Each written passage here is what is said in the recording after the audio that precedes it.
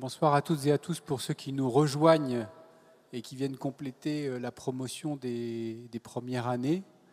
Je rappelle, cette cérémonie, une cérémonie de parrainage, alors de marrainage. Une cérémonie de marrainage, c'est la deuxième. La première, elle a eu lieu en 2011 avec Anne Lacaton. Donc c'est une cérémonie de marrainage qui est réservée pour les premières années et qui est dans une école et une région qui est accueillante mais aussi exigeante, qui est une forme de marathon pour les parrains et les marraines. Juste un petit mot sur cette cérémonie parce que ça vaut le coup. En arrivant à l'école d'architecture de Nancy en 2009, nous avons introduit cet événement notamment pour renforcer le sentiment d'appartenance de nos promotions à l'école d'architecture. Et donc, si je les cite, on a commencé avec un Marseillais en 2009. Marseillais, peut-être pas, tu me diras. Rudy Ricciotti, oui, à côté. Voilà. Jacques Ferrier, Anne Lacaton, Frédéric Borel, Marc Barani, Patrick Bouchin, Francis Solaire, Mario Botta, Pierre-Louis Falocci, Dominique Perrault. Entre Grands Prix nationaux de l'architecture et futurs Grands Prix nationaux de l'architecture, l'école de Nancy s'est placée soit en institution accueillant les Grands Prix, soit en institution accompagnant la promotion des Grands Prix, comme doit l'être une école, un territoire qui cherche, qui explore et qui détecte, entre guillemets, des talents et des talents qui continuent à se construire. Aujourd'hui, nous accueillons donc Corinne Vesoni. C'est notre deuxième marraine, comme je disais. Corinne Vesoni a été nominée au Grand Prix national de l'architecture l'année dernière, en 2018. Voilà, et donc on est très fiers d'accompagner ce mouvement et on lui souhaite en tout cas de devenir très rapidement Grand Prix national de l'architecture. Nous avons même reçu un Pritzker Prize avec Mario Botta il y a de ça quelques années. Donc je disais, c'est un marathon pour une marraine, puisqu'on commence l'après-midi avec un temps d'échange avec les jeunes professionnels, un peu dans l'idée de donner quelques conseils pour s'installer, et développer une entreprise ou entreprendre en tant qu'architecte. On vient d'avoir une conversation avec Christine pour accueillir les premières années et finalement se remémorer quelques souvenirs sur le début des études, qu'est-ce qui s'est passé, pourquoi tu as voulu devenir architecte. Et puis donc on termine la soirée avec cette conférence grand public qui va permettre à Corinne de présenter ses travaux. Voilà, donc je disais école accueillante, école exigeante à Nancy, en Lorraine. Je crois que c'est une des caractéristiques et je suis content de pouvoir accompagner cela. Donc, comme je disais, Corinne Vesoni, notre deuxième marraine, après Anne Lacaton, après une enfance passée à Casablanca et qui lui a fait, courir dans les rues avec des personnalités du monde de l'architecture qui sont quand même aujourd'hui bien installées. Je parle de Yves Lion et Christian de Porzenparc, c'est les gens que tu cites. Elle se déplace à Marseille pour mener des études supérieures. Et puis, comme elle l'a dit aux premières années, finalement, entre la médecine, le métier d'ingénieur et le métier d'architecte, mon cœur balance. Finalement, l'anatomie médicale, elle a préféré l'anatomie architecturale. Finalement, c'est une même histoire. On s'intéresse à observer, analyser, déduire, construire, réparer, parce qu'on a parlé aussi de réparation, réparer la terre. Je ne sais pas si terre rare, tu parleras de ça. Elle a fondé du coup son agence en restant à Marseille. On a bien compris qu'en aucun cas, elle ne dépasserait, je ne sais plus, c'est les méridiens, oui. Non, ce n'est pas les méridiens, c'est les longitudes. Oui. Donc tu ne monteras pas plus haut que Marseille. C'est déjà un gros effort par rapport à Casablanca. Et donc elle fonde son agence avec Pascal Laporte, un complice depuis les études, et ils sont rejoints il y a quelques années par Maxime Claude, qui forme aujourd'hui une équipe de 3 personnes. En 2015, elle obtient le prix de la femme architecte, et puis comme je disais, en 2018, elle fait partie des nominés au Grand Prix national de l'architecture. Elle a installé son agence, et puis après ça, je lui passe la parole.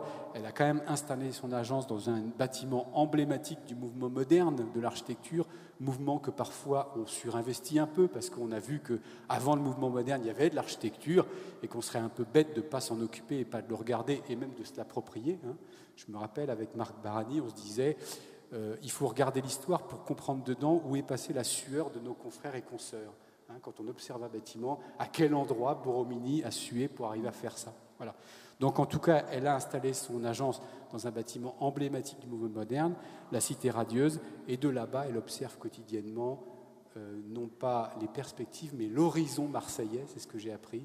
Et à partir de là, elle fabrique quotidiennement, patiemment, l'œuvre qu'elle va nous présenter ce soir. Voilà. Merci Corinne.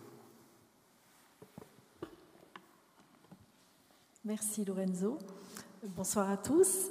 Merci de m'accueillir parce qu'effectivement, on dit que Marseille est un port accueillant, mais on mesure que d'autres villes le sont bien plus parfois. Et cette démarche, nous ne l'avons pas à Marseille. En tous les cas, l'école d'architecture ne l'a pas. Donc merci à vous tous. Effectivement, j'ai fait ce choix de rester dans le sud de la France, même si je travaille malheureusement pas beaucoup à Marseille, mais surtout ailleurs.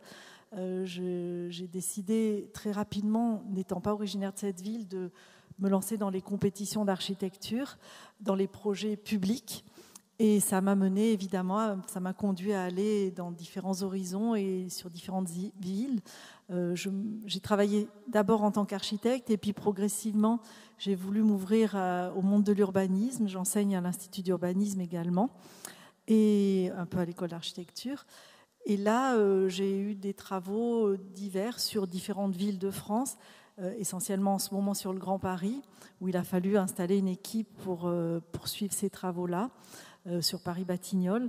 Mais j'ai toujours décidé, et c'est difficile pour un architecte, de dire je reste dans la ville qui m'a nourri intellectuellement et surtout dans les rivages méditerranéens, sur les rivages méditerranéens qui sont des éléments qui sont propices en tous les cas à mon inspiration et à mon travail, qui m'ont obligée à m'adapter et à savoir faire avec un lieu qui est très puissant, très fort. J'en ai parlé un peu aux étudiants. Marseille est une ville de contraste, c'est une ville où rien n'est dans la demi-mesure. Les éléments, le climat est très violent, le soleil est très violent, le vent, le Mistral est très puissant, la roche est toujours apparente. Et quand on a des sites très forts, eh bien, il faut savoir s'y adapter. On ne peut pas travailler comme on travaille à plat. Et donc l'architecte est obligé de faire avec. On ne peut pas faire sans. Et ça m'a mené dans ma réflexion, dans mon travail, ça m'a obligé à travailler très fortement avec le contexte, chose que je fais maintenant évidemment ailleurs, dans d'autres villes ou quelquefois dans d'autres pays. Alors ce soir, je souhaitais vous parler d'un sujet qui est un sujet pour lequel on m'a demandé de travailler. Voilà. On m'a demandé de travailler il y a quelques années. En fait, ça avait démarré au moment des présidentielles. Il y avait eu une émission sur France Info qui s'appelait « Moi, président ». Et je ne sais pas si certains d'entre vous l'avaient entendu. Et ils invitaient chaque jour un invité différent. Ils m'avaient invité en disant « Moi, président, qu'est-ce que vous feriez ?» Et j'avais dit « Moi, présidente, je rendrai le territoire inconstructible ». Alors évidemment, le journalisme me tendait la perche en disant « mais c'est pas possible, c'est impossible ». Et ce que j'expliquais, c'est qu'en France particulièrement, on avait énormément consommé de terrain, on avait consommé notre territoire de manière anormale, contrairement à d'autres pays qui avaient amené ça ou appréhendé cela d'une autre manière. Par exemple, dans certaines régions d'Allemagne, en Suisse, dans certains pays plutôt du Nord, par essence, les terres, le territoire, le pays est inconstructible. Et on a rendu constructibles certaines zones. On a décidé de rendre constructibles pour installer des villes, des villages, des extensions. Mais il y avait une démarche qui était totalement différente puisqu'il faut étayées et argumentées pour pouvoir construire. En France, c'est absolument l'inverse. Par essence, le territoire, notre pays, est totalement constructible et on a rendu inconstructibles certaines zones. Des zones boisées classées, des zones patrimoniales, des parcs naturels, enfin des parcs régionaux. Et intellectuellement, ça donne une autre attitude parce que, évidemment, c'est assez facile de construire, c'est assez accessible. Et c'est ce qui a fait qu'on a eu toutes ces périphéries de villes qui se sont étalées à plat. On a eu toutes ces zones commerciales qui se sont étalées très largement en périphérie des villes. Et ça a été vraiment le grand problème du siècle dernier qui a consommé des terres. Alors, juste, je voulais vous parler un tout petit peu de ce sujet-là, mais très rapidement. Et ensuite, je vous présenterai quelques projets, 8 en tout, d'architecture, évidemment. Alors, le constat, c'est effectivement la manière dont les choses très rapidement se sont faites, en très peu de temps. Il y a eu l'ère des années 60, 70, où il y a eu toute la reconstruction en France et l'arrivée des rapatriés qui sont arrivés sur le territoire, où il a fallu construire très rapidement et où est arrivée également l'énergie facile, le pétrole, où on pouvait aller très loin, se déplacer assez vite, peu cher, et où les premières autoroutes se sont construites et où on a pu aller de plus en plus loin en périphérie des villes. On a pu aller s'installer, habiter, l'arrivée des pavillonnaires qui faisait que comme on avait l'énergie très facilement accessible, eh bien on s'installait de plus en plus loin des villes puisqu'on pouvait se déplacer et consommer rapidement. D'où les supermarchés, les grandes surfaces qui se sont installées en périphérie tout proche des lotissements également et qui ont fait que le territoire eh bien, a été mité et qui a fait qu'on a consommé tous les 10 ans, on consomme un département de terres agricoles tous les 10 ans. Ce qui est quand même colossal et qui en plus, j'ai mis cet article de Télérama qui date d'un certain temps, je ne me souviens plus la date, mais qui a annoncé « Halte à la France moche » parce qu'effectivement, malheureusement, en plus, la qualité n'y était pas. Et on voit les différences selon les pays de nos surfaces de centre-ville et de nos surfaces de périphérie.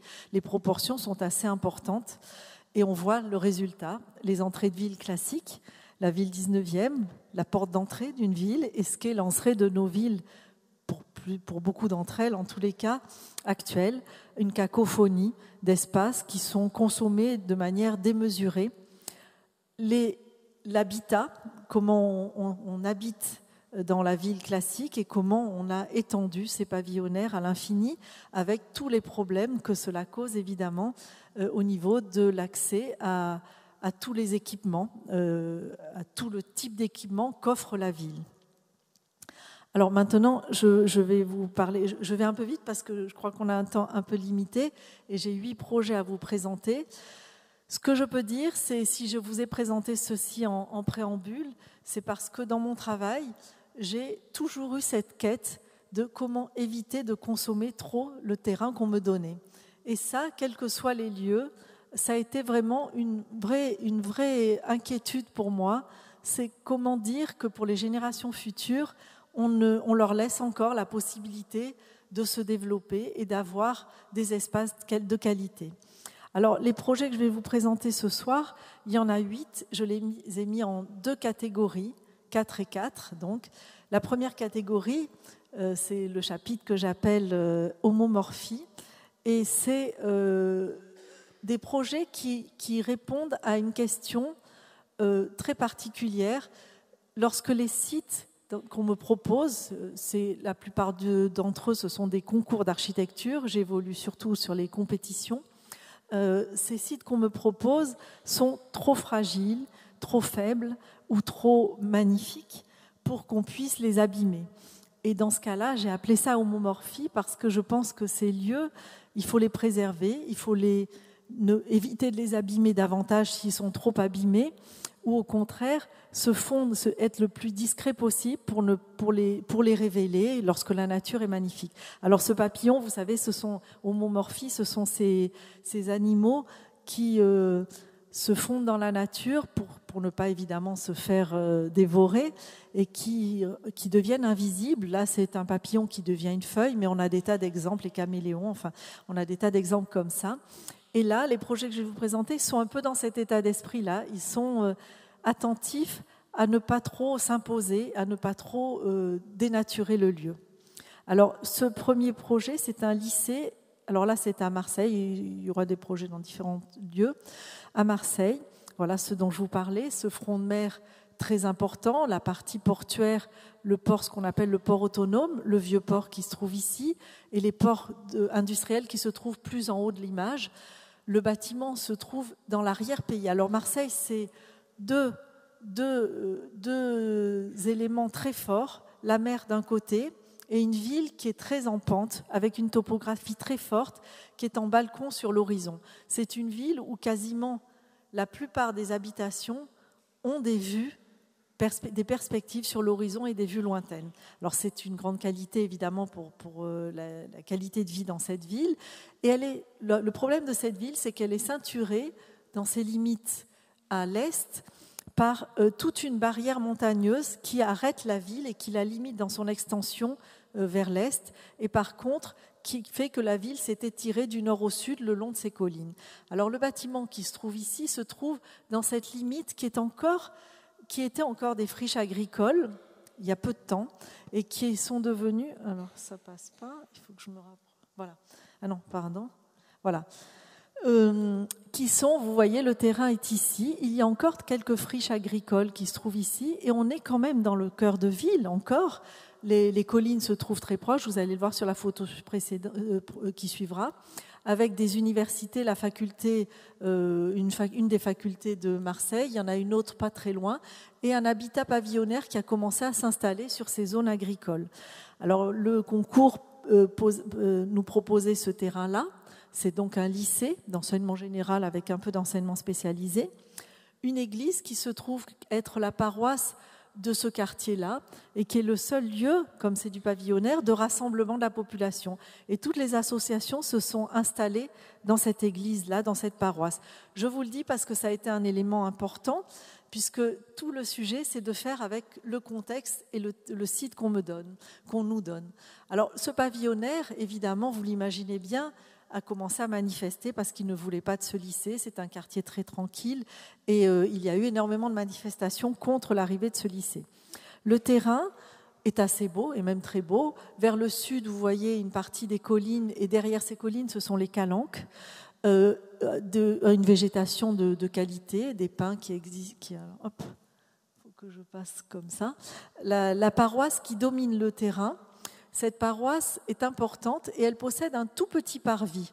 Et tous les occupants de cette paroisse, alors il y a des associations de toute tendance, ce n'est pas forcément une paroisse religieuse, il y a toutes les associations qui se trouvent là et ils nous disent tous, toutes les fêtes du village, toutes les fêtes du quartier, tous les lieux, tous les événements, ils se passent là et ils se passent sur ce tout petit parvis qui est relié à une route qui se trouve, qui est la rue principale du quartier, qui est ici.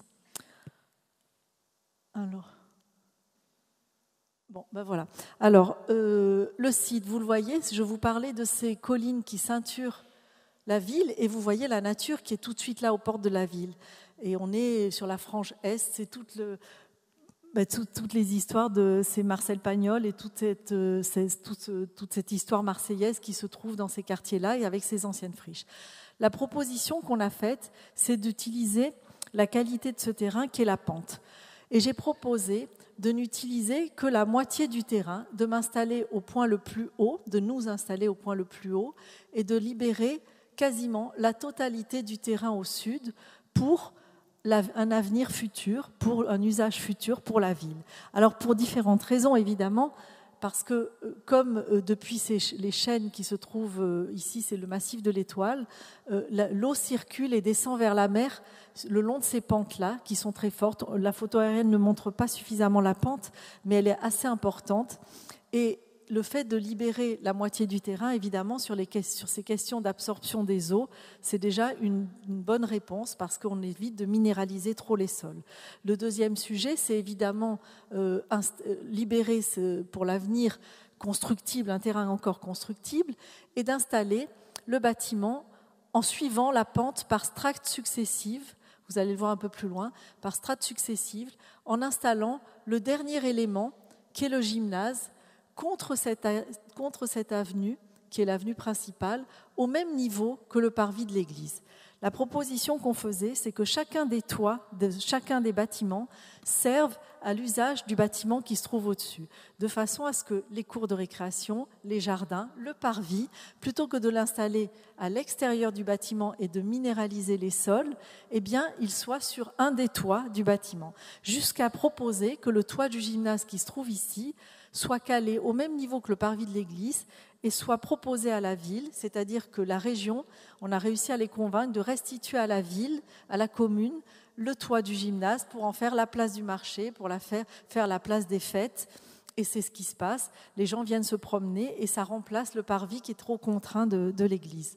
Alors, on le voit bien en coupe, le terrain est en pente et, vous le voyez ici, chaque toit va servir à une activité de l'équipement. Le gymnase se trouve ici, l'église se trouve ici avec son parvis et la rue qui se trouve à ce niveau-là. On voit bien ici, c'est la rentrée scolaire, là, et le bâtiment a été livré il y a 1 an, mais là c'est la rentrée officielle. L'église se trouve ici, le parvis, le gymnase qui est ici, et ses strates successives. L'intérêt de ces strates va nous permettre évidemment d'avoir des jardins sur les toits, des cours de récréation sur les toits, mais de proposer quelque chose qui, sur un plan énergétique, est faisable à Marseille, mais je pense que c'est faisable également à Nancy, c'est de dire que si on se protège correctement du vent dominant qui là vient dans le dos du bâtiment, qui est le Mistral, et si on s'expose largement au sud, c'est ce qui est le cas ici, toutes les strates sont exposées au sud, eh bien on peut proposer d'avoir des circulations, tous les couloirs qui sont extérieurs à l'équipement. C'est-à-dire qu'on propose que tous les halls, tous les couloirs soient à l'extérieur, à partir du moment où ils sont protégés par des grandes casquettes. Donc on le voit ici, ces grandes casquettes permettent de protéger évidemment du soleil et de la pluie. On les a calculées de façon à ce que l'été, eh bien, le bâtiment soit totalement dans l'ombre et l'hiver, à l'inverse, le soleil est très bas et pénètre dans l'équipement. Et ça permet d'avoir toutes les circulations rejetées à l'extérieur, ce qui fait que évidemment on a une économie de surface importante, ce qui nous a permis d'avoir un bâtiment moins important dans sa surface totale, puisqu'on externalise les circulations et on les cumule avec les cours de récréation. Et de ce fait, sur un plan énergétique, on n'a plus à chauffer l'hiver, on n'a plus à rafraîchir l'été, à ventiler et à éclairer très souvent des couloirs qui sont souvent éclairés toute la journée. Donc une économie d'énergie importante. Bon, les plans, vous voyez les plans, c'était comme on est quand même dans une école d'architecture, je me suis dit qu'on allait présenter des plans. On a toutes ces strates successives avec une circulation qui va monter d'un plateau à l'autre et qui va suivre une direction qui est très précise, qui est la direction du sommet de cette colline, qui fait qu'à chaque fois qu'on va monter dans le bâtiment, on aura cette mise en perspective de cet horizon qui est vraiment très beau vers les collines. Alors vous voyez le rapport à l'église. Le bâtiment à la paroisse, vous voyez les circulations extérieures, le terrain qui est très, très pentu et qui va nous permettre évidemment, en s'encastrant dans la terre, de bénéficier de l'inertie thermique de la terre. L'été, la terre rafraîchit le bâtiment et l'hiver, à l'inverse, elle le réchauffe. Et ça a été extrêmement vérifié, vraiment vérifié au moment de la canicule cet été. Le proviseur nous en a parlé. Voilà, vous voyez ici le gymnase qui vient au même niveau que la rue, les coursives, les circulations qui se trouvent ici. Alors, pour éviter d'avoir des garde-corps, eh bien, on a ce système, ce qu'on appelle de saut de loup, qui évite d'avoir le garde-corps. Des patios intérieurs, comme le bâtiment est extrêmement compact, évidemment, il faut faire rentrer la lumière naturelle à l'intérieur. Et les salles de cours se trouvent ouvertes des deux côtés, vers le sud et vers des patios intérieurs à chaque fois.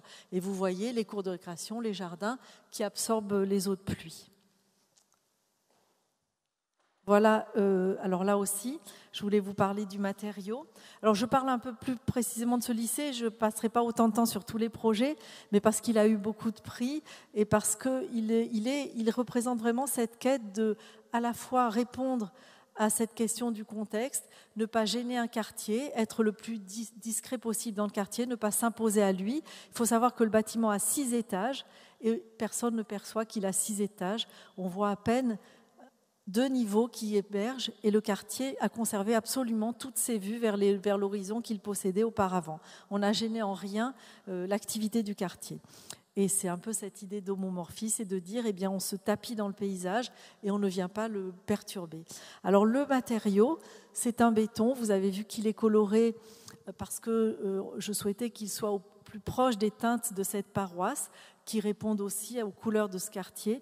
Et on a proposé d'avoir un chantier forain, c'est-à-dire qu'on a fabriqué les bétons avec les matériaux de la carrière voisine, ne pas aller chercher trop loin, et on a fabriqué les bétons sur place pour aussi ne pas perturber le chantier, ne pas gêner les bruits des camions et des allées-venues qui perturbent les quartiers, et aussi une qualité du béton. Alors la proposition qu'on a faite, c'est d'avoir un matériau unique, ce béton teinté dans la masse, et qui se retrouve des 2 côtés, à l'extérieur comme à l'intérieur des espaces, qui se retrouvent dans les circulations, qui se retrouvent au sol, qui se retrouvent au niveau des plafonds. On a supprimé absolument tout de ce qu'on appelle, pour les jeunes architectes, ce qu'on appelle le second œuvre, c'est-à-dire les faux plafonds, les carrelages, les peintures, tout a été supprimé. Le bâtiment est totalement construit dans un matériau unique. Bon, bien sûr, il y a les menuiseries et les menuiseries extérieures, mais vous le voyez ici, il a été coulé donc de part et d'autre. On a mis un isolant au milieu et de part et d'autre de 2 parois. On a coulé en même temps les 2 parois ensemble qui tenaient l'isolant au milieu. Ça nous a permis, vous le voyez là, d'avoir ce dont je parlais, des plafonds en béton, des murs en béton, des escaliers en béton. Alors selon l'espace, le lieu dans lequel il se trouve, le béton est poli, le béton est plus rugueux quand on est dans les escaliers, etc. Et vous voyez les circulations. Alors je passe les espaces de patio, les escaliers. On est dans cet univers monochrome et monomatériaux. Vous voyez également là la vue à l'inverse, on regarde vers l'horizon. Et la dernière vue qui est le rapport de cette couleur, de ce matériau à la paroisse qui est toute proche puisqu'on vient vraiment flirter avec elle. Là, je vous présente un autre projet qui est une station de métro avec un pôle multimodal puisque c'est un croisement entre métro, tramway, bus. Donc une station terminus de bus, et donc là, ce qui va avec, c'est tous les parkings relais, les parkings voitures. Alors je vais passer assez vite, mais c'est pour vous montrer que là aussi, c'est cette question de ne pas perturber un quartier, mais je perturbe la présentation parce que je n'y arrive pas. Voilà, c'est la station terminus qui se trouve ici, là aussi, finalement, aux portes est de la ville, avec ce quartier qui possède, vous le voyez là, des bâtiments qui possèdent des vues sur là aussi les massifs lointains qui sont de grande qualité. Et la proposition qu'on nous avait demandé, c'est de faire un parking silo et une station de métro en surface. Et nous avons proposé absolument l'inverse, c'est de dire, eh bien, on va descendre pour aller prendre le métro et on ne va pas avoir une boîte extérieure, un hall d'entrée. Et puis, on va avoir des parkings qui sont totalement à plat et sous terre. Mince. Alors, tout le travail là, on en parlait tout à l'heure avec les étudiants, c'est cette recherche de référence avec l'histoire de l'architecture. Et là, en l'occurrence, des projets d'architecture enterrés qu'on retrouve parfois en Afrique, ou en Chine, ou même en Égypte, où on est là, en l'occurrence, vous allez voir la référence à l'Égypte paraît assez évidente, où on va chercher à faire que dans un métro, très souvent, les gens n'y vont pas volontiers parce qu'on est sous terre, on a un sentiment de claustrophobie, et vous remarquerez que souvent dans les métros, les gens ne se parlent pas, alors que dans le bus ou dans le tramway, les gens se parlent. En tous les cas, à Marseille, ils se parlent facilement. Et dans le métro, eh bien non, on a tendance à s'isoler. Et je me disais que ce qui manquait, en fait, c'est cette lumière naturelle. Et si on pouvait au moins la faire pénétrer le plus loin possible, en cœur de... Là, on est à moins 28 mètres de profondeur. Si on pouvait la canaliser au plus profond, déjà, ce sentiment d'inconfort, on ne l'aurait pas.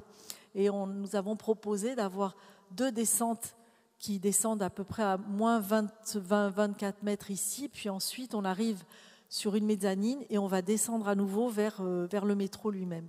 Mais tout le sujet, c'était la descente. En fait, l'ai-je bien descendu? C'est le grand sujet de ce projet. Avec, vous voyez, là, on va descendre le long de parois qui vont magnifier cette idée de descente et cette idée de lumière qui va être canalisée. Alors les parois vont être, pour un côté, en biais, travailler en pan incliné qui va chercher la lumière du ciel, qui va chercher vers le ciel, et de l'autre côté, vertical. On va descendre pour arriver à l'entrée du métro plutôt que d'avoir une boîte en saillie. Et toute l'idée de cette descente, c'était de dire que ce grand mur qui va accompagner cet accès va être sculpté dans la matière, en béton, coulé dans des banches, coulé dans la masse, avec un travail en géométrie 3D qui est assez sophistiqué pour l'entreprise et qui va faire que la lumière, à tout moment de la journée, le soleil va capter une de ces facettes du bâtiment. On le voit ici, on arrive au point bas. Il y a 2 grandes fentes qui vont permettre d'accéder au parking relais qui se trouve latéral. Et donc tout ce jeu de facettes que vous voyez ici, il y a un travail assez sophistiqué de la part de l'entreprise qui va... Voilà, on voit des percements qui vont permettre au parking d'avoir des ventilations et des vues de lumière naturelle. Bon, là on est dans le parking, voilà, ces mêmes percements vus de l'autre côté, côté parking, qui canalisent également la lumière naturelle, et le parking qui est percé de grandes fentes, alors là les arbres c'était l'hiver, de grandes fentes qui vont naturellement amener de la lumière et le ventiler. Voilà la vue de nuit, où on voit ces fentes qui canalisent cette lumière. Ici, c'est un projet en Corse. Alors, j'ai essayé de choisir des projets qui soient d'échelles différentes pour les étudiants, d'échelles et de sujets très différents. Là, c'est une maison. On en fait très peu, mais c'est une maison que j'ai construite pour des amis, donc là, c'est pas pareil. C'est pas toujours simple de faire des maisons individuelles, parce que les gens s'investissent tellement dans leur maison que très souvent ils veulent la dessiner eux-mêmes, ou très souvent ils veulent, c'est presque une analyse qu'on fait du couple, et c'est pas des expériences toujours très faciles. Donc j'en fais très peu, mais là je les connaissais bien. Et pour ceux qui connaissent la Corse, c'est tout près de Porto Vecchio. Ça s'appelle Sainte-Lucie de Porto Vecchio.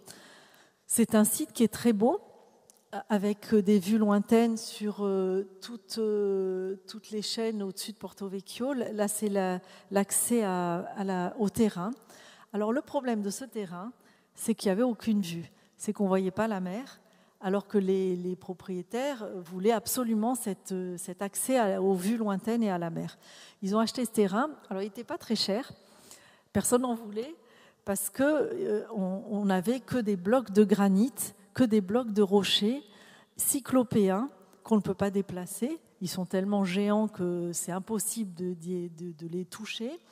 Et puis le terrain est très, très difficile d'accès. On ne peut pas y installer de grues, on ne peut pas y installer de travaux lourds. Donc il faut faire avec. C'est pour ça que je l'ai mis dans homomorphie aussi. Et c'est le maquis très dense, où on n'a aucun accès, on ne voit que le maquis. Et puis en montant progressivement sur les grands rochers, au point le plus haut du rocher, là, on a une vue et une échappée sur la mer. Sauf qu'il faut monter jusque là-haut, et c'était un gros problème. Donc ils ont acheté ce terrain en se disant, bon, on verra bien, un terrain en Corse, c'est pas donné, celui-là, il est très accessible, on va prendre celui-là. Et on va essayer de trouver le moyen d'accéder au point le plus haut pour avoir ces vues. Alors la proposition qu'on a faite, c'est de dire, alors vous voyez ces gros blocs qui sont là, et il fallait faire avec, ne rien toucher, et on en a touché 2. Les 2 qu'il a fallu vraiment, qu'on ne pouvait pas faire autrement, il a fallu les dynamiter, et j'ai proposé qu'avec ces 2 rochers, on construise la maison. C'est-à-dire qu'on ne pouvait pas emmener de grue, donc il fallait faire avec ce qu'on avait sur place.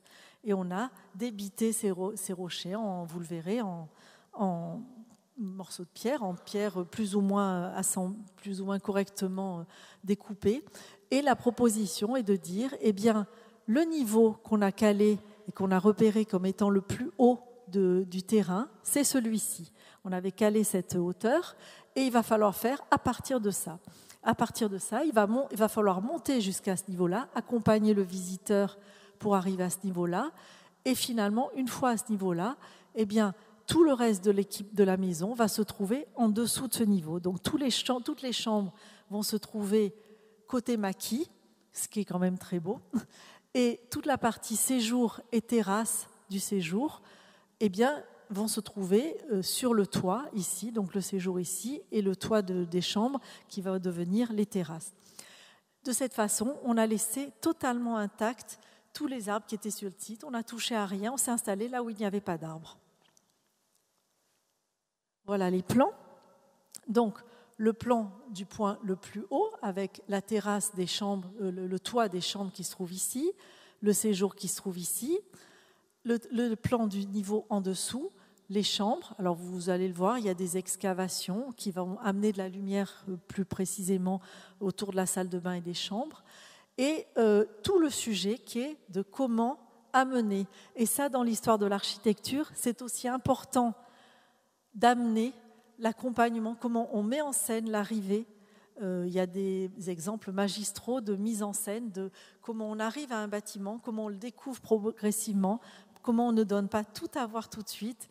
Je pense par exemple au Taj Mahal, où on ne le voit qu'une fois qu'on est dans ce porche, qui lui est très noir, sous ce porche où on s'installe, où on attend sous le soleil, à l'abri du soleil, on est dans le noir et brusquement le Taj Mahal apparaît très blanc. Eh bien cette question des seuils, cette question de l'approche d'un bâtiment est tout aussi importante que le bâtiment lui-même à mon sens. Alors là, c'est tout le sujet de comment on va monter à travers le maquis, à travers des plateformes successives qui vont arpenter le maquis et monter progressivement pour emmener, je ne sais pas si vous voyez bien le petit point rouge, pour amener ici jusqu'à cette plateforme-là et qui va à partir de là faire découvrir grâce à ce petit bassin de nage qui va pointer vers l'horizon et vers les vues lointaines. Alors vous voyez la maquette, j'ai dit aux étudiants combien la maquette était importante dans le travail de l'architecte. C'est une maquette pas jolie, mais qui est une maquette d'étude, mais qui raconte bien ce sujet-là. Vous voyez ce cheminement qui va passer, vous voyez les blocs de granit qui sont là, il a fallu faire avec. La piscine, elle a dû... alors, ça a un peu changé le projet, mais elle n'est pas allée toucher le rocher, elle s'est arrêtée avant. Mais comme il y avait de très beaux arbres ici, eh bien, on n'est pas venu fonder. On a essayé de fonder au minimum pour ne pas abîmer les racines. Et là, vous voyez bien la partie séjour, les chambres qui se trouvent ici.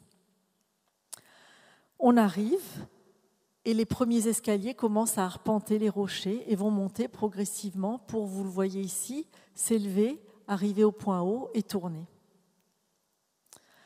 On est au pied de la piscine. Vous voyez sur la maquette, je vous l'ai montré, la piscine qui est ici, un arbre qui apparaît ici, qui est laissé intact, et la maison qui est construite avec la roche du site, à la manière très classique, très traditionnelle de ce que faisaient les bergers dans les bergeries de montagne, où on reprend exactement tous les thèmes qu'ils développent pour les oiseaux, un petit point d'eau pour les oiseaux, un point pour nicher, et pour retenir. Et vous voyez également les rochers qui apparaissent à tout moment, vous allez le voir ailleurs, on fait avec, on ne les déplace pas et on s'appuie dessus.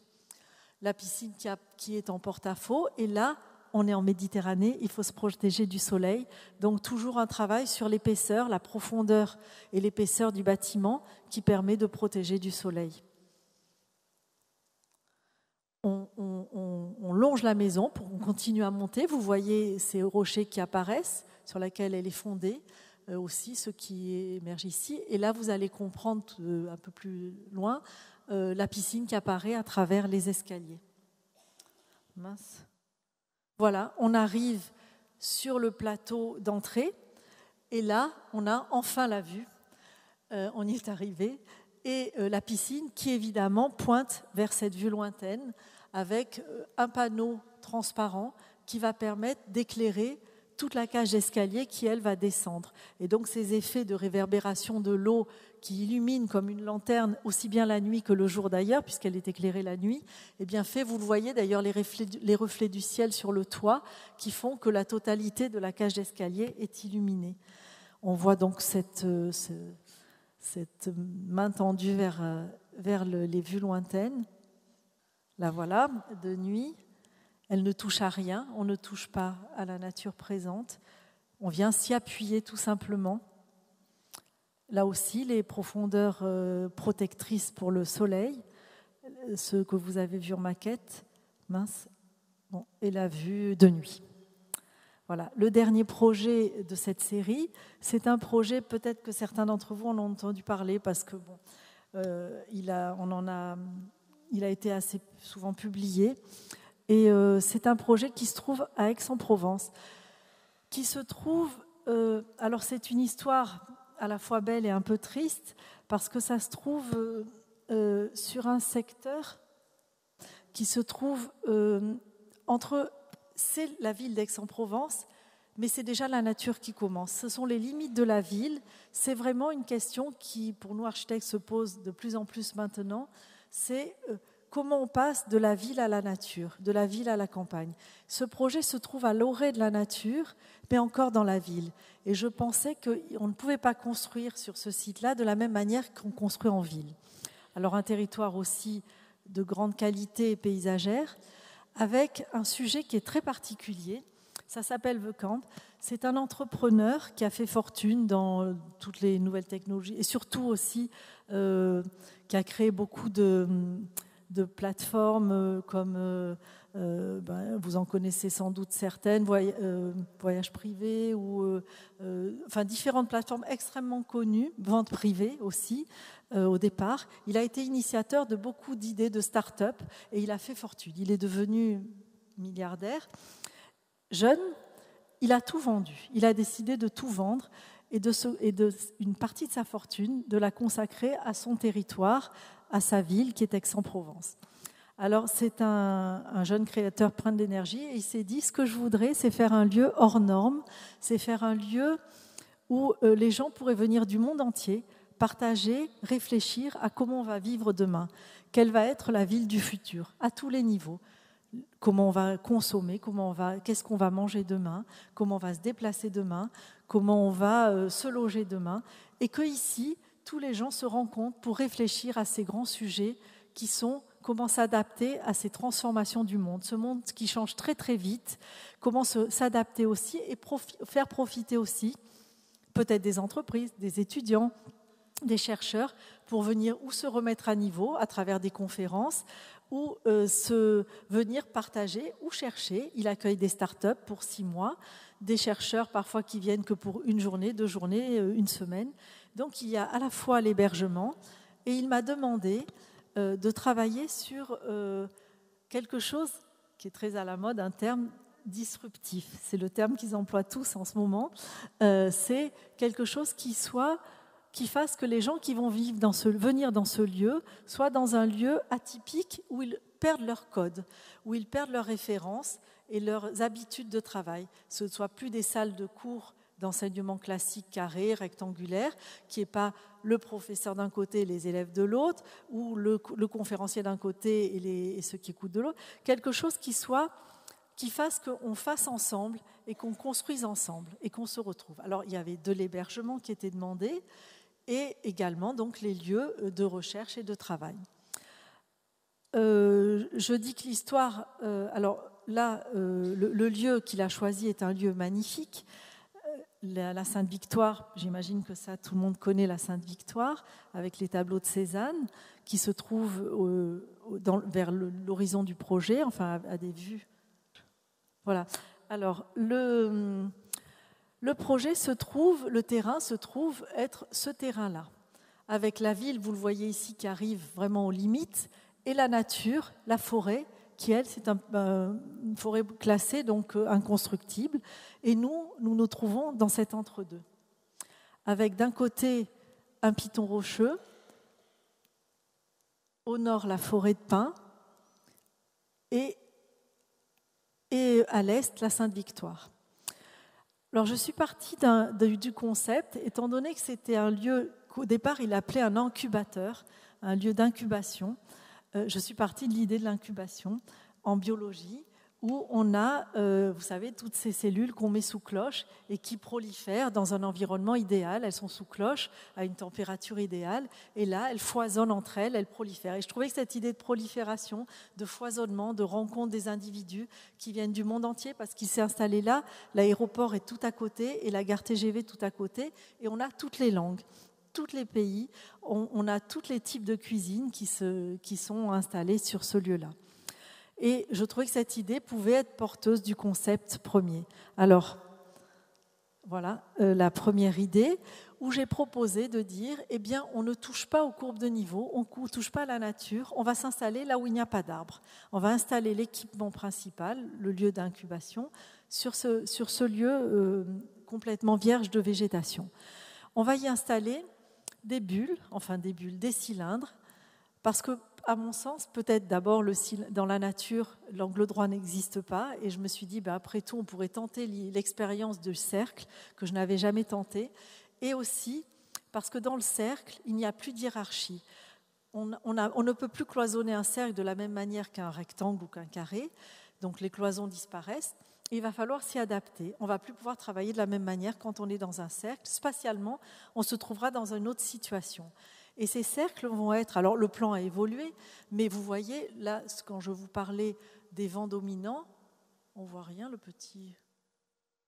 Oui, on voit un petit peu. Le vent arrive comme ça. Le vent dominant, le Mistral, arrive du nord-ouest.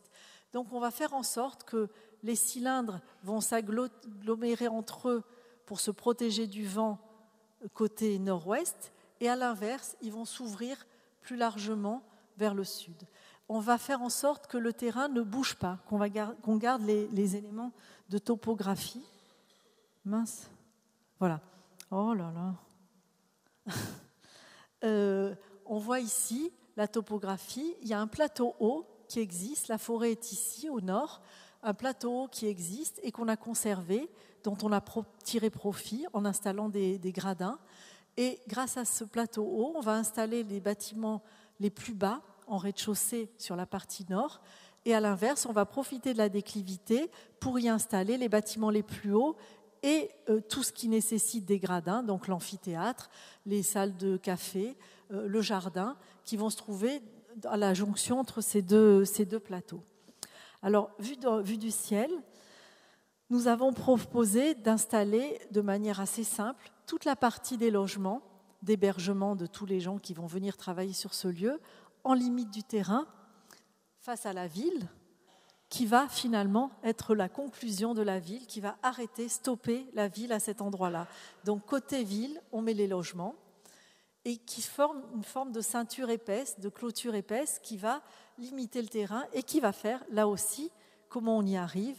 On y arrive par cette voie-là qui va tourner et on arrive de ce côté-là. Et tout le sujet, c'est de dire, eh bien, cette ceinture de bâtiment va protéger le bâtiment des vues et on ne le verra qu'au dernier moment. On ne le verra jamais que lorsque l'on arrive ici, le long c'est vrai, et là, brusquement, cette porte met en scène tout le cœur d'îlot, le cœur du site et l'équipement. Ensuite, l'équipement, lui, vous allez le voir, est composé d'un grand toit qui fait à peu près 8000 m², qui est un grand parasol géant. Et là, la proposition va au-delà de ce que j'ai proposé pour le lycée que je vous ai montré en première présentation, mais de dire, eh bien, on prend le pari qu'on met tout à l'extérieur. On ne met qu'un toit, un grand parasol. Vous allez le voir, il est ondulé parce qu'il fait 8000 m², il ne peut pas être plat. Et dessous, on glisse les cylindres.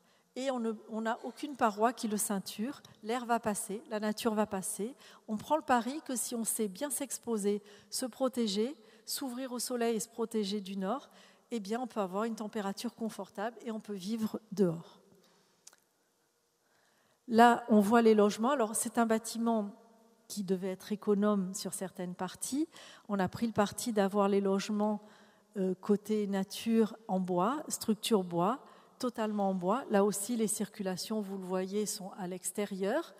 Et ils viennent progressivement descendre pour donner le pas à la nature. Vous voyez le piton rocheux qui se trouve ici. On est dans les logements, des circulations. Ils sont extrêmement spartiates. Ce sont vraiment des cellules d'hébergement. Il avait fait d'ailleurs référence au couvent de la Tourette, ce qui veut dire qu'il avait une bonne culture architecturale. C'était des cellules sans télévision, sans rien. On est là pour ou méditer ou aller travailler avec les autres. On n'est pas là pour rester dans les hébergements. Et vous voyez apparaître ce grand toit géant qui est une toile tendue, là aussi plus économe également, et qui va permettre de protéger de l'ensoleillement et de la pluie, et qui va posséder des grands cônes à la fois structurellement pour tenir aux efforts au vent et à la pluie et à la neige possible. Ça peut exister à Aix. Voilà, on approche du bâtiment et on voit ces grands cylindres. Alors je vous ai parlé d'une double hauteur, ce sont ceux qui sont les plus hauts, là où le toit est le plus haut. Et vous allez voir, le toit va plonger pour se protéger vers le nord, va plonger. Là, on est au sud, les cylindres sont transparents au sud. On approche, la nature pénètre dans le bâtiment, l'air passe, l'air circule. On pénètre dans le bâtiment. Vous voyez ces grands cônes qui vont canaliser les eaux de pluie, permettre d'arroser les jardins, mais aussi d'avoir en périphérie des bassins de rétention qui vont permettre d'arroser évidemment le terrain et d'avoir des réserves d'eau et qui permettent également évidemment à la lumière de traverser le bâtiment. Donc on passe entre tous ces cylindres. À tout moment, on a des échappées visuelles vers l'extérieur. Donc là, c'est juste pour vous montrer un peu les calculs très sophistiqués de cette structure parce que pour tous ces efforts au vent et à la neige, eh bien, c'est des calculs un peu comme pour les voiles des bateaux. Elles sont armées complètement avec des calculs de fils de métal qui passent, qui sont très complexes. Le passage entre les doubles plateaux, les gradins qui traversent tout le bâtiment de part en part, le bâtiment, si on peut appeler ça un bâtiment. Et ce que je vous racontais, c'est ce grand toit qui va s'écraser, qui est beaucoup plus bas au nord et beaucoup plus haut au sud. Et là aussi, c'est de dire que certains cylindres face au vent sont totalement en béton, introvertis autour de patios centraux, et à l'inverse, ceux qui sont à l'abri, eh bien, sont très ouverts et très transparents. Et le toit s'incline, fait que les vents s'échappent. Tout un calcul de flux des vents a été fait de façon à ce qu'on rejette les vents à l'extérieur et qu'on évite qu'ils s'engouffrent dans le bâtiment. Alors, voilà, on voit bien ici, quand le toit s'écrase vers le nord, les bâtiments sont beaucoup plus tapis et se protègent du climat.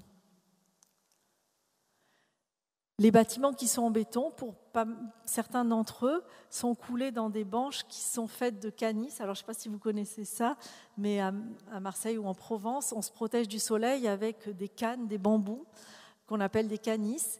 Et comme on avait peu d'argent, on a proposé de les installer en fond de banche et qui font que ça fait référence aux écorces des pins. On le voit bien ici. Voilà, vous avez vu. Je passe plus, c'est assez difficile. Donc, c'était aussi un hommage à cette nature qui est toute proche. Alors là, ce sont les 4 derniers projets, donc le 2e chapitre. Alors, le temps, c'est bon ? C'est juste. Alors, je vais aller vite pour ça. Alors, c'est le contraire de l'homomorphie. Je n'ai pas trouvé de mot qui disait le contraire, alors je l'ai inventé. Et c'est tous les bâtiments, tous les projets qui, à l'inverse de se fondre dans la nature, d'être respectueux ou du site, ou d'être invisible parfois, eh bien, c'est de dire que quand on a un site qui est très fort, très puissant, eh bien, on ne peut pas s'écraser et il faut faire face. Et j'ai appelé ça, au lieu d'homomorphie, affrontomorphie, c'est-à-dire affronter un site. Et c'est l'image que vous connaissez peut-être de ces petits poissons qui, quand ils ont un danger, ils sont tout petits, les pauvres, et ils ont un danger plus gros qu'eux, et ils gonflent démesurément pour essayer de faire face.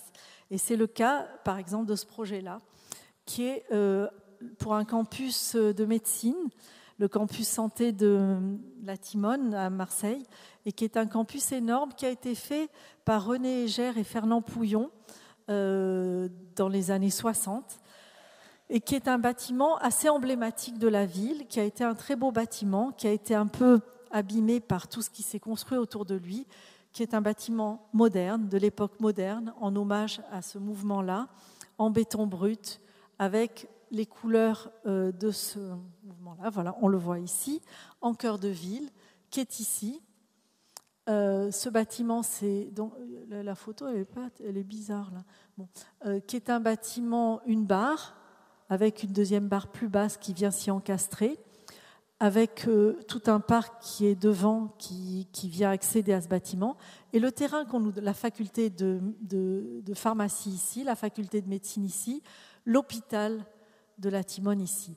Un grand boulevard, qui était un très beau boulevard à l'origine, où se trouvait le canal qui passait et qui a été recouvert. Les arbres ont disparu et c'est un boulevard abominable maintenant, très pollué, et qui est un boulevard très encombré, sans cesse, tout au fil des journées. Et vous le voyez ici, alors on ne voit rien, oui, une circulation toujours très importante. Le terrain qui se trouve ici, le plus petit bâtiment du site universitaire, tout petit, un pôle pédagogique, qui a un avantage, qui se trouve sur le boulevard à l'entrée. On nous dit que ce site, tous les gens qui viennent à ce site ont du mal à se repérer. On ne sait pas où se trouve l'entrée. Très souvent, ils vont à l'hôpital plutôt que d'aller à l'université. Et donc, il y avait ce problème de repère.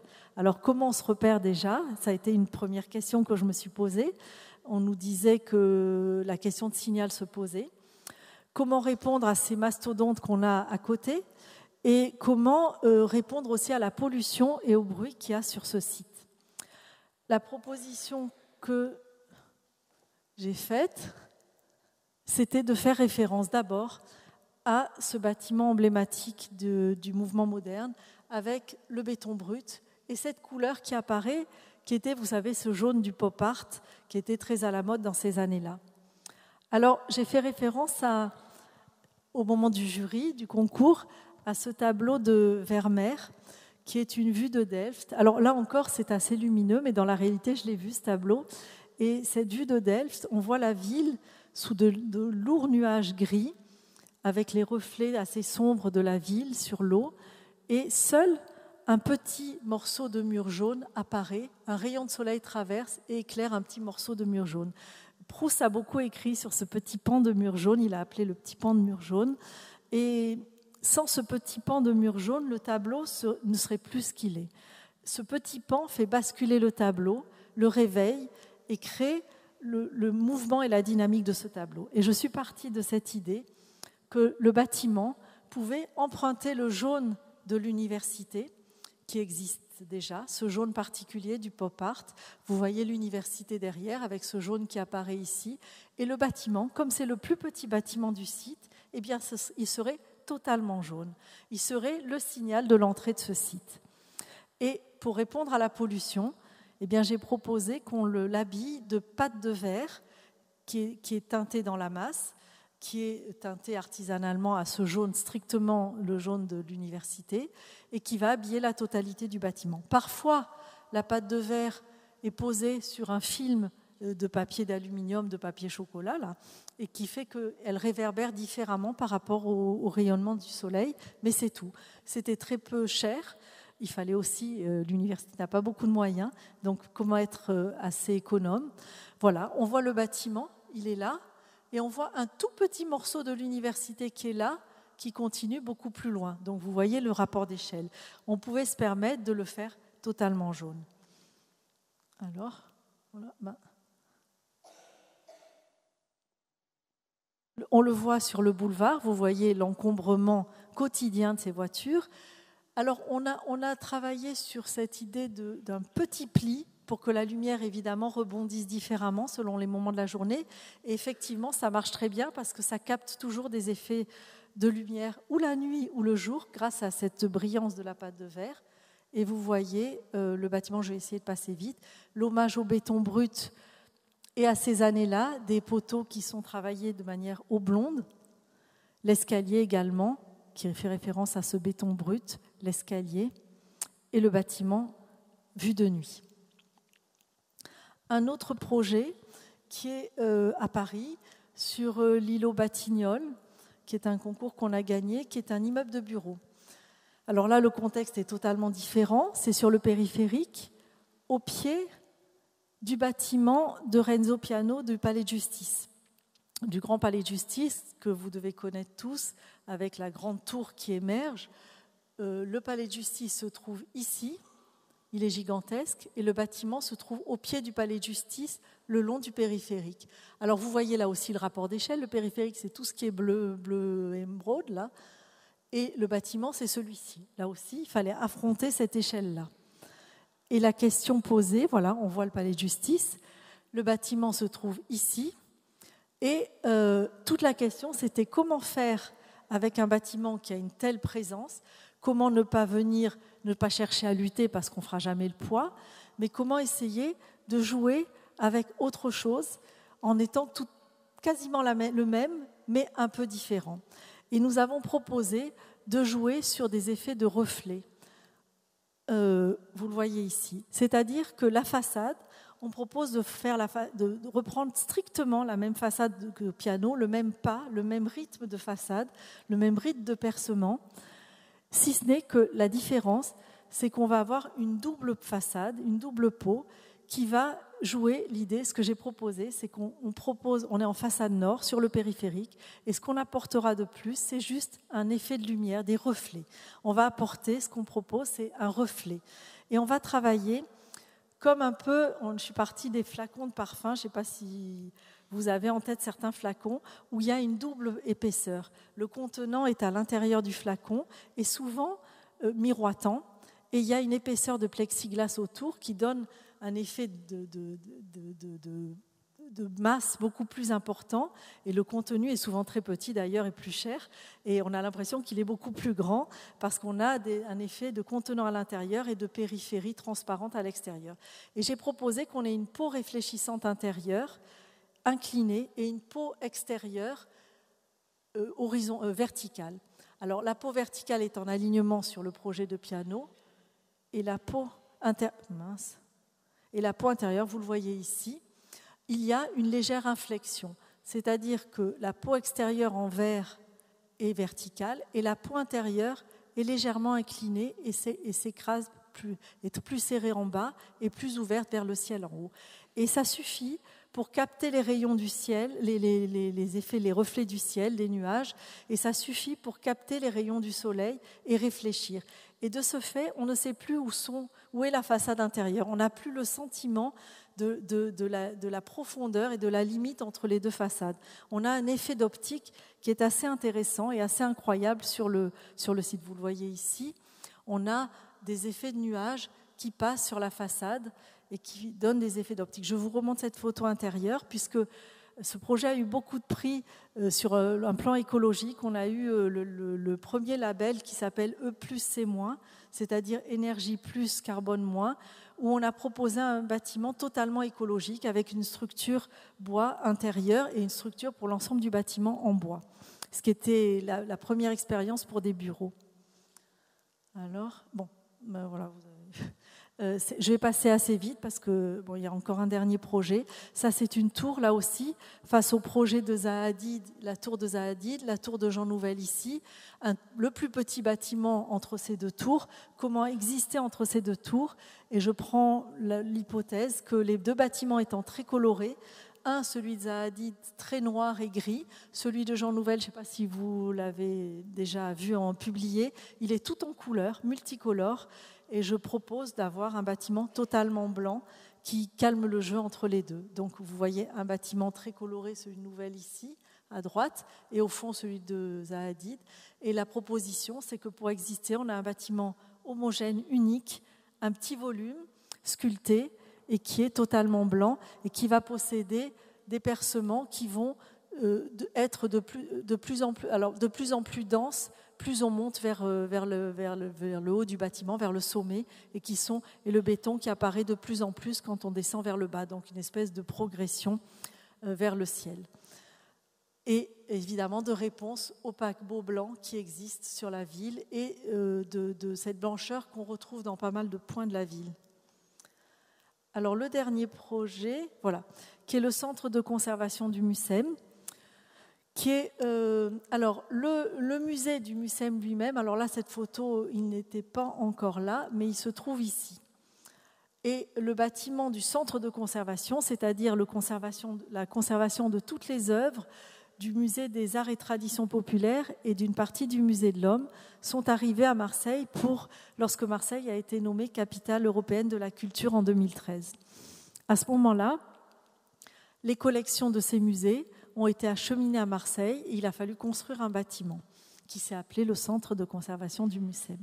Et ce bâtiment, il avait une spécificité qui est un peu compliquée pour un architecte, c'est qu'il fallait faire un bâtiment opaque, étanche, puisque les œuvres, par principe, elles doivent être protégées de la lumière des rayons de soleil, parce que le rayonnement abîme les œuvres, abîme les tableaux, abîme les peintures, abîme toutes les couleurs, parce qu'il faut une hygrométrie très particulière selon les œuvres. Il y a dans ce bâtiment aussi bien du tissu que du bois, que du métal, que des petites chaloupes, que c'est toute l'histoire des arts et traditions populaires. Et donc, il faut les traiter dans des salles qui sont dédiées. Donc, une salle pour le bois, où il y a un traitement thermique très particulier, où il ne faut pas qu'il y ait d'insectes qui pénètrent, un traitement pour les tissus, avec une température plus importante, plus basse encore. Donc, un travail technique très complexe, avec des centrales de traitement d'air très complexes. La particularité de ce bâtiment, c'est que donc il n'avait pas de fenêtres. C'est assez difficile pour un architecte de construire un bâtiment sans fenêtres. Et il y a juste une partie du bâtiment qu'on nous demandait de sortir du volume principal des réserves elles-mêmes, qui était la partie où se trouvent les chercheurs. Les chercheurs qui viennent étudier les œuvres, qui viennent analyser, les conservateurs qui viennent travailler à partir de ces œuvres-là, ou qui viennent les louer pour aller dans d'autres musées.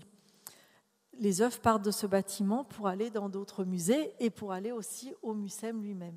Alors le site, c'est un site qui n'est pas terrible, mais qui est un site de friches industrielles qui étaient liées à toute l'histoire industrielle du 19e siècle de la ville.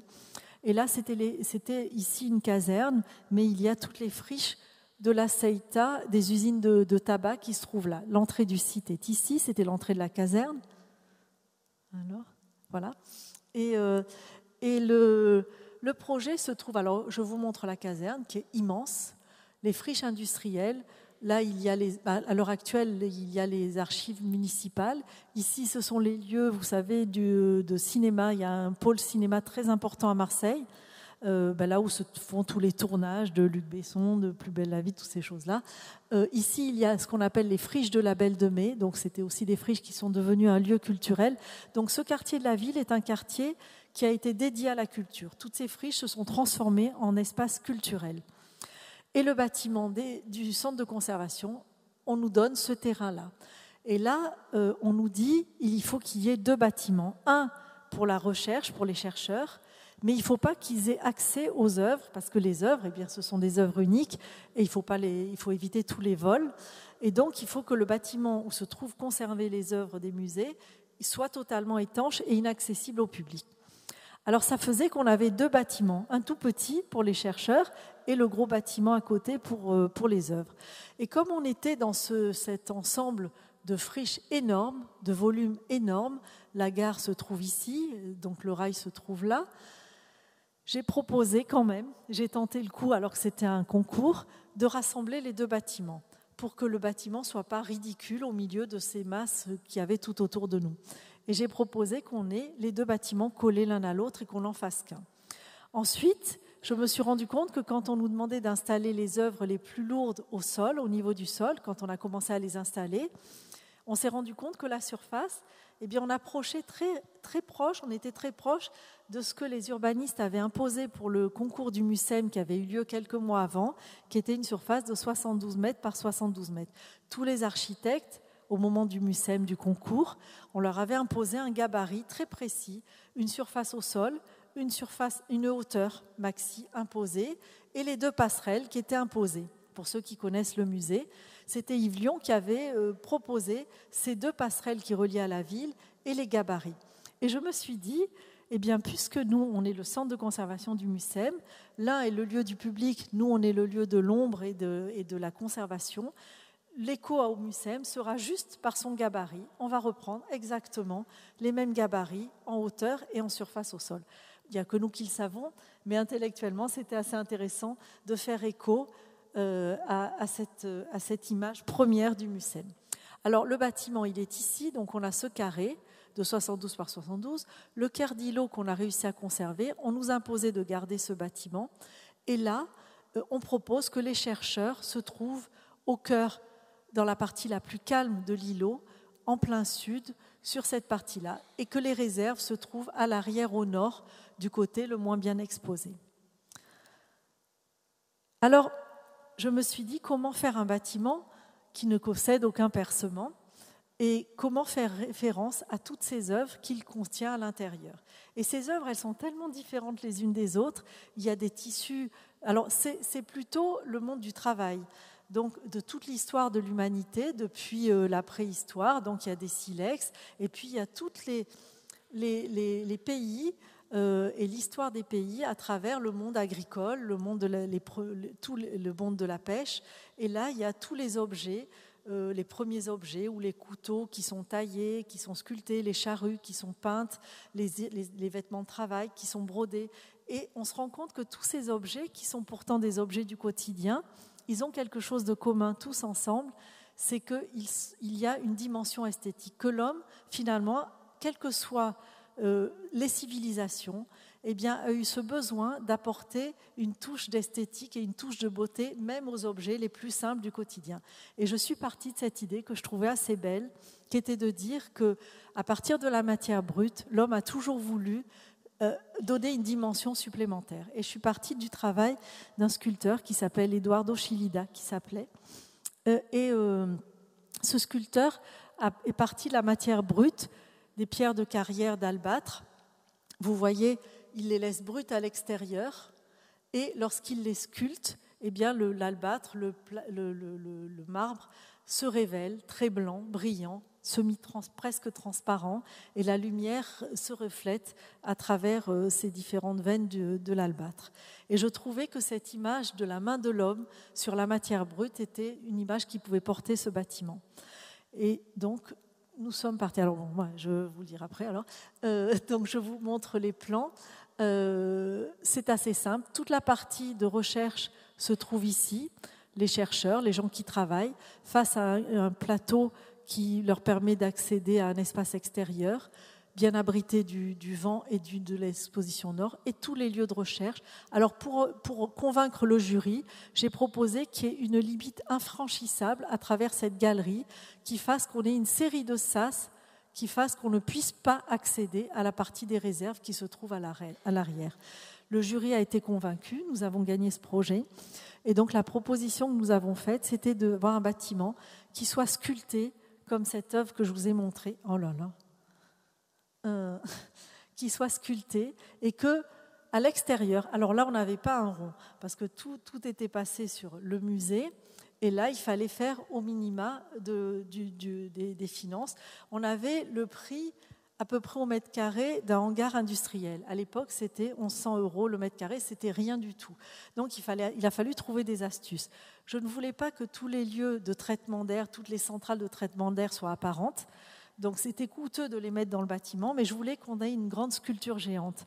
Et cette sculpture, on a trouvé des astuces pour couler du béton dans des planches non équarries, très peu chères, des planches de bois non finies, qu'on a installées en fond de coffrage. Et on a trouvé un moyen de teinter le béton avec des pigments naturels.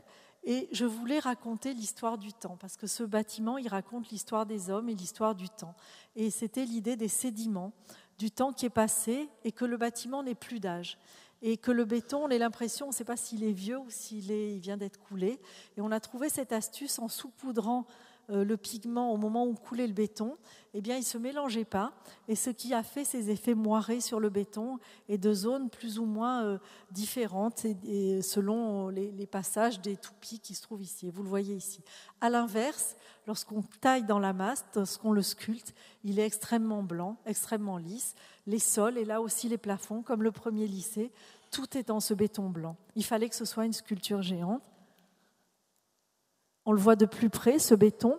On a même fait nous-mêmes les petits cabochons qui terminent les trous de banche en plâtre. Et vous voyez ces grandes excavations dans la matière qui font qu'on sculpte cette matière et la lumière va pénétrer et va circuler. Lorsqu'on s'approche, là on ne le voit pas, mais on voit le ciel à travers ces percements-là.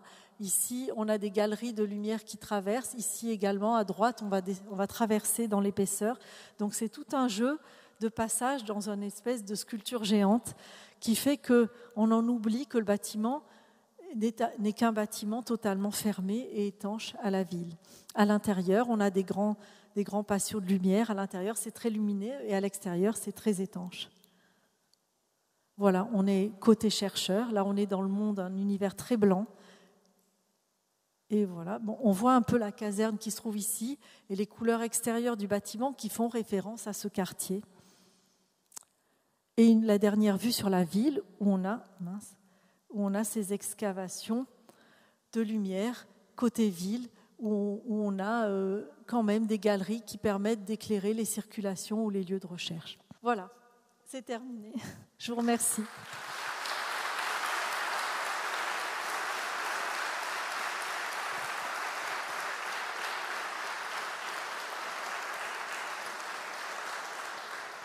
Merci.